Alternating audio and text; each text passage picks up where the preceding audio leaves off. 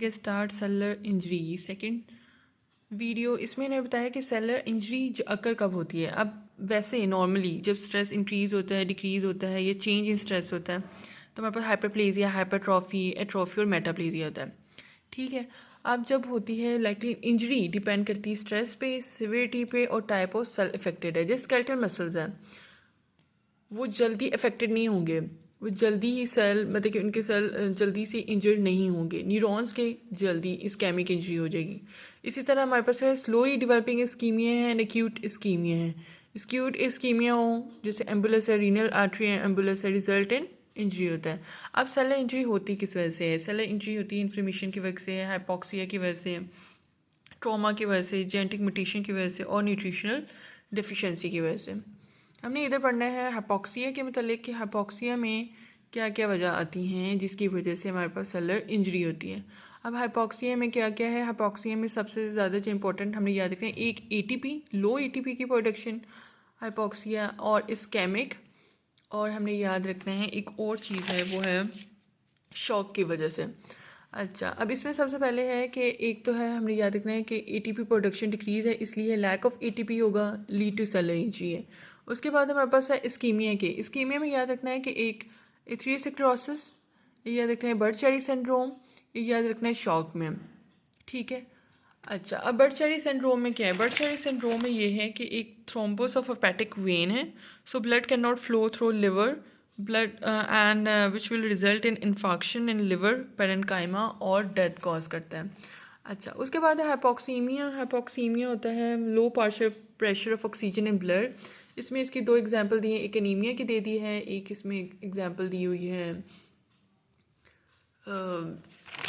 Example दी है carbon monoxide की poisoning की, कि फायर वगैरह की बर्निंग की वजह से पेशेंट को हेडेक वगैरह हो और coma, lead to coma and death. तो ये इसमें होगा कार्बन मोनोऑक्साइड पॉइजनिंग में।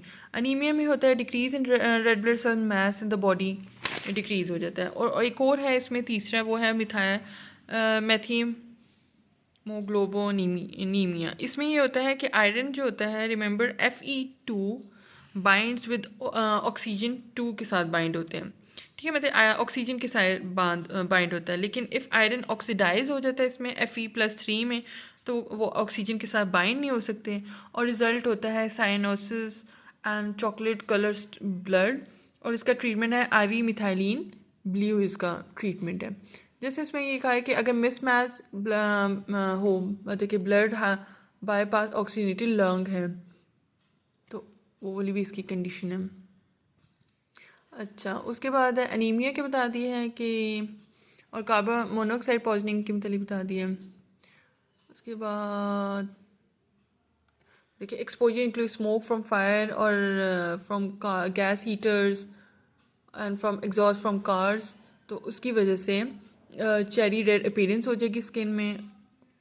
और इसका बताया हुआ है कि मैथियोग्लोबोनीमिया में ये होता है कि चॉकलेट कलर ब्लड आएगा, साइनोसिस होगा एंड तो फिर हमने क्या किया, इंटरवीनियस मिथाइलिन ब्लू इसका ट्रीटमेंट है ताकि reduce Fe+3 back to Fe state में कर सके, Fe+2 में, ताकि वो ऑक्सीजन के साथ बाइंड हो जाए। उसके बाद हमारे पास रिवर्सिबल एंड इरिवर्सिबल है, बहुत इजी है।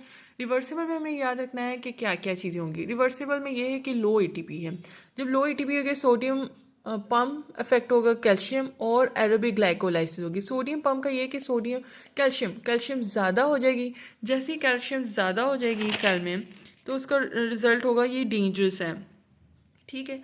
और जो है सोडियम अगर ज़्यादा हो जाएगी, if pump fail due to lack of ATP के साथ and sodium build up within the cell, so water will flow, so all the cells swell हो जाएंगे, तो इसकी वजह से क्या हो जाएगा, सेल जो है वो डैमेज हो जाएगा। ठीक है।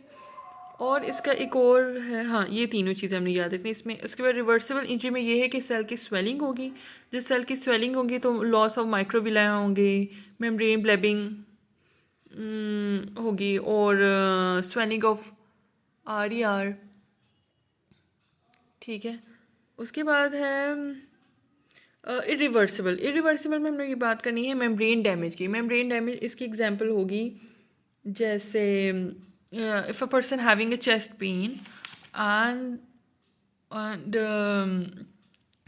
first test उसका EKG होगा and what we'll do, we'll put a needle on patient vein and take out some thick blood and send to the lab and test for cardiac enzyme to check is there irreversible damage. Mean if means have a cardiac enzyme cell move to the blood. अगर cardiac enzyme cell जो हैं वो move हो मतलब cardiac enzyme जो होंगे वो move करेंगे फ्रॉम मतलब कि सेल से रिमूव हो जाएंगे, ये बाहर की तरफ आ जाएंगे क्योंकि मेम्ब्रेन डैमेज हुई हुई है, तो वो मायोकार्डियल इन्फेक्शन होगा। इसी तरह हेपेटाइटिस है, वो मेजरिंग हमने करनी होती है, लिवर एंजाइम को मेजर करते हैं क्योंकि वो अगर मेम्ब्रेन डैमेज होगी है तो वो क्या होगा, रिवर्सिबल डैमेज है। इसी तरह हमारे पास है माइटोकॉन्ड्रिया में ये है कि अगर माइटोकॉन्ड्रिया डैमेज है तो वो भी इरिवर्सिबल है। साइटोक्रोम सी जो है अगर वो माइटोकॉन्ड्रिया से बाहर आ जाते हैं तो एपोप्टोसिस हो जाती है और साइटोप्लाज्म में आ जाएंगे और है एपोप्टोसिस हो जाएगी तो उसके बाद क्या है, सेल डेथ। और अगर लाइसोसोम डैमेज होगी अगर वो डैमेज हो गया लाइसोसोम की मेम्ब्रेन तो उसकी वजह से ये होगा कि if enzyme present lysosome actually leak out, those enzyme will trash the cell itself and digest the cell, वो सेल को डाइजेस्ट कर लेंगे। तो end result of irreversible injury is cell death. ठीक है, इसमें नेक्रोसिस